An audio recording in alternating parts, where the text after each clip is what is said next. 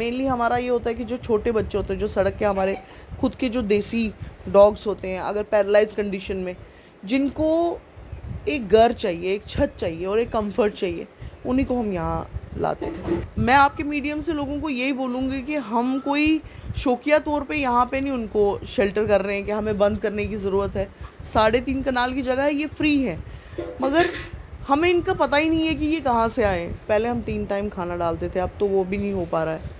अभी क्या पता आगे वाले टाइम में हम एक ही टाइम खाना प्रोवाइड कर सकें इनको, मगर हाँ, हम काम करते रहेंगे, चाहे कितनी भी मुश्किलें आए, ये तो हमने करते रहना है। इसमें कोई रुकावट कभी भी नहीं आएगी।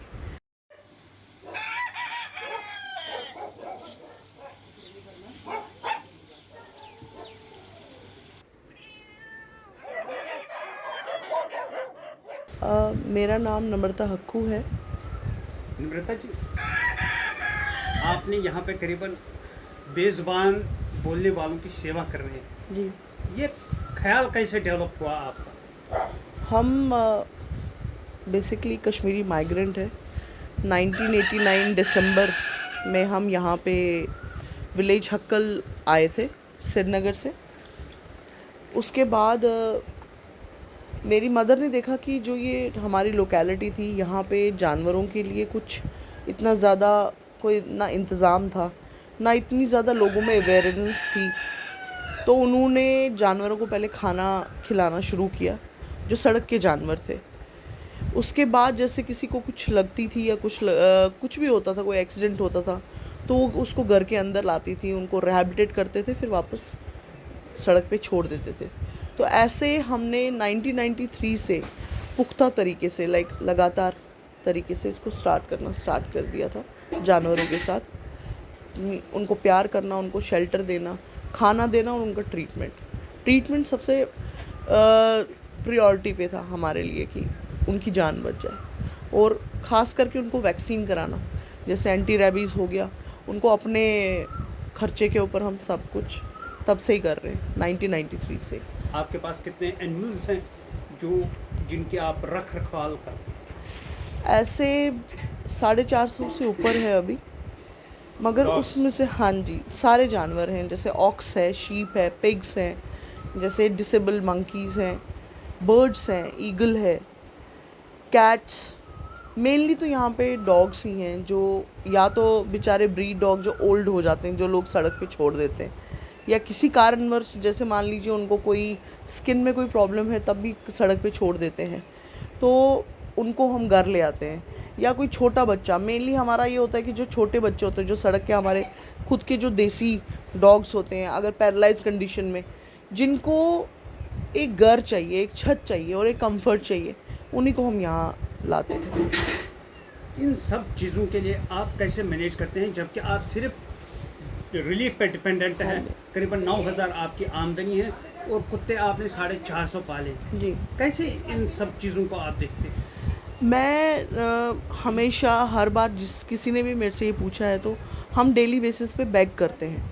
बैग मीन्स लिटरली बैगिंग ही है कि हर किसी को मैसेज करना, जिन्होंने कभी हमें कांटेक्ट किया हो या जो कुछ रुतबा रखते हों हमारी सोसाइटी में, उनको मैसेज करना कि अगर आप प्लीज़ हमें नेक्स्ट डे का खाना अगर हमारे लिए हो सकता है। तो अब तो काफ़ी मुश्किल आ गई है। पहले हम 3 टाइम खाना डालते थे, अब तो वो भी नहीं हो पा रहा है।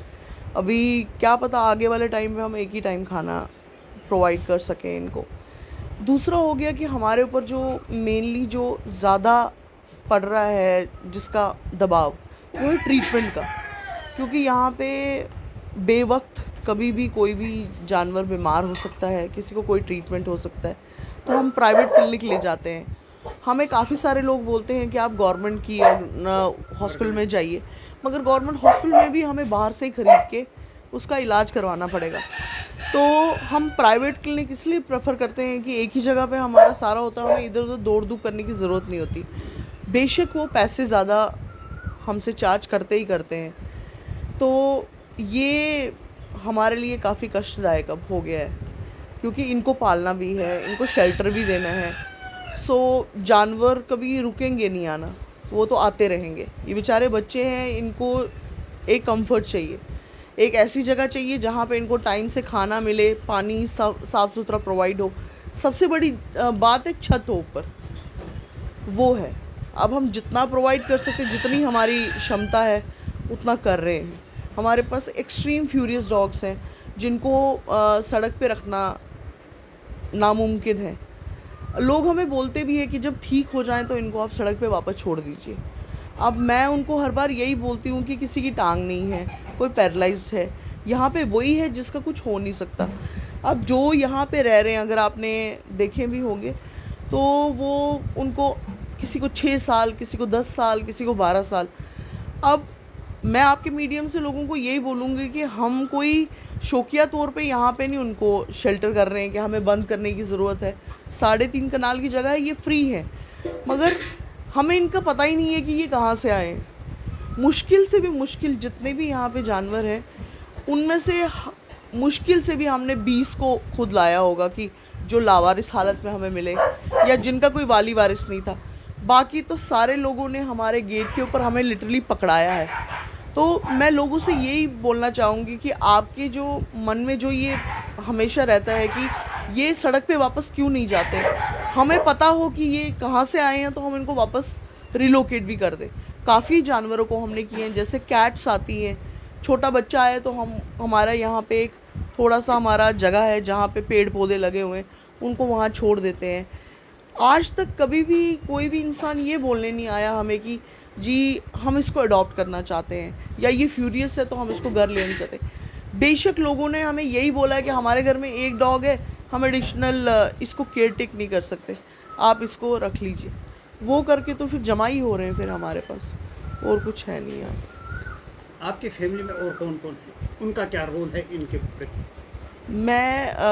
मेरी फैमिली बस मेरे माँ बाप ही हैं इंसानों में जो हैं, और उन्हीं का रोल है। मेरी मदर ने ही ये सब कुछ शुरू किया था जब हम यहाँ आए थे।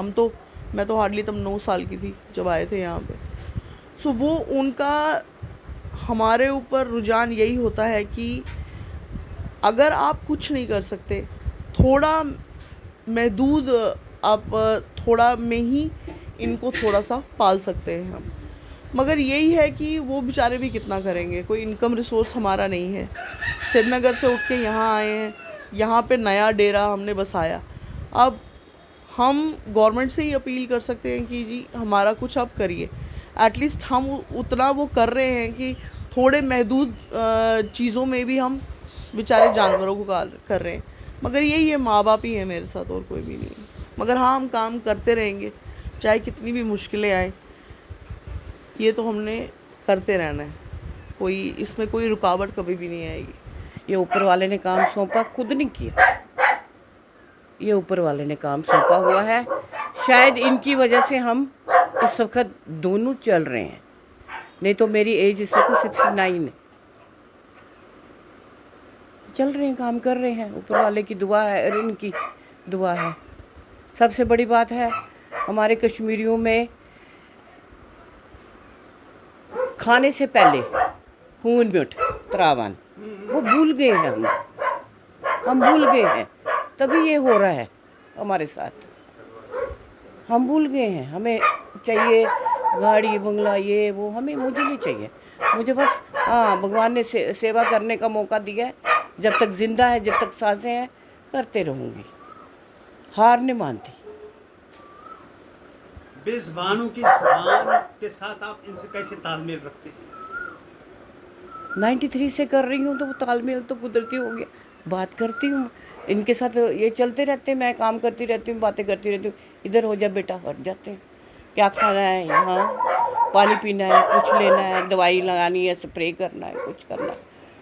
बिल्कुल, मैंने कहा ना ये ऊपर वाले ने रखा हुआ है। मैं खाली ऊपर वाले के साथ कनेक्शन है मेरा, बाकी इंसानों के साथ नहीं है मेरा, क्योंकि इंसान धोखा देता है। कर कर के उनको कुछ भी करो, ये बेचारे याद रखेंगे, इंसान याद नहीं रखता है। और बाकी इनकी दुआ है हमारे साथ। जो कर रही हूँ, चल रही हूँ। बिटिया कर रही है, इस बिटिया ने शादी भी नहीं की। इनके पीछे कहते नहीं करना, मैंने क्या करना शादी करके, सेवा करूँगी। तो अच्छी बात है, आपके मन की कुछ फोर्स नहीं है, आप शादी करो, जैसा आपका मन करता है आप ऐसा करो। हाँ ये चाहिए मुझे अब कि मदद करें लोग, हेल्प करें। हमारे घर में इतने जानवर आते हैं, छोड़ जाते हैं, मदद करने के लिए कोई तैयार नहीं है। मदद करें क्योंकि वो मेरे घर में कोई सोर्स नहीं है, बेचारे क्या करेंगे, ये भी 70s में चल रहे हैं, क्या करेंगे। देखो इनका हाल, इतने मोटे देखा होगा आपने वहाँ पे, कहाँ से कहाँ पहुँच गए। लेकिन फिर भी मैं कहती हूँ ऊपर वाले ने काम सौंपा है, चलते रहो, देखो ऊपर वाला क्या करता है। हाँ हमें मदद चाहिए, बिटिया को मदद चाहिए। आप यहाँ पे बच्चे छोड़ जाते हो, लेकिन उनका इंतज़ाम करके जाओ, बोझ नहीं डालो, वो बेचारी क्या करेगी।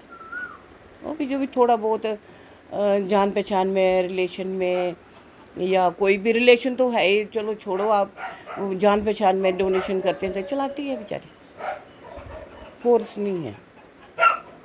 अभी आप यकीन नहीं करेंगे, मैंने अभी कुछ मुंह में नहीं डाला। मैं शुगर पेशेंट हूँ, बीपी पेशेंट हूँ, अभी कुछ नहीं डाला, अभी नींबू पानी पिया, दवाई खाई, अभी 1-1:30 बजे फिर थोड़ी सी चाय लेती हूँ बिस्किट के साथ, बस। खाना नहीं खाते हम सुबह का, क्योंकि हमारे पास टाइम नहीं है। तो और जो हम खाने में मैं अपना खाना खाएंगे, खाना खाने में मेरी ये बेचारे बच्चे हैं भूखे रहेंगे, क्या फ़ायदा मेरा सेवा करना, वो किसी अर्थ नहीं लगेगा, किसी अर्थ नहीं लगता है। मैं कहती हूँ जो मेरे से बन पड़े मैं इनको ही लगाऊं। मेरे पास जो था, कश्मीरी में होता ही है सोना, देते ही हैं बेटी को, दुख सुख में काम आते हैं। मैंने सारा बेच को, मैंने बिटिया को कहा आप टेंशन नहीं लेना, जो मेरे पास है। फिर लास्ट पे ये था तो कोई बात नहीं, कुछ नहीं होता। ये नहीं, ये हमारे ग्रंथों में लिखा है, या ये भाई 8-600 नहीं, तो ऐसा सोच भगवान के साथ था उन बैठे, इससे कुछ नहीं होता, दिखावा है। इनके काम आए तो बहुत अच्छी बात है। मुझे नहीं कोई फील नहीं होता कि मैंने ये किया, मैंने वो किया। बस ये है कि ऊपर वाले ने काम सौंपा है, चल रहे हैं। उनकी दुआ होनी चाहिए ऊपर वाले की, और आप सभी लोगों की मदद होनी चाहिए। बस यही मेरी अपील है, अपील करती हूँ मैं लोगों से कि आप इस बच्ची की मदद कीजिए। टेक वन अब आपके व्हाट्सएप पर। व्हाट्सएप करिए हाय 9728253663 पर।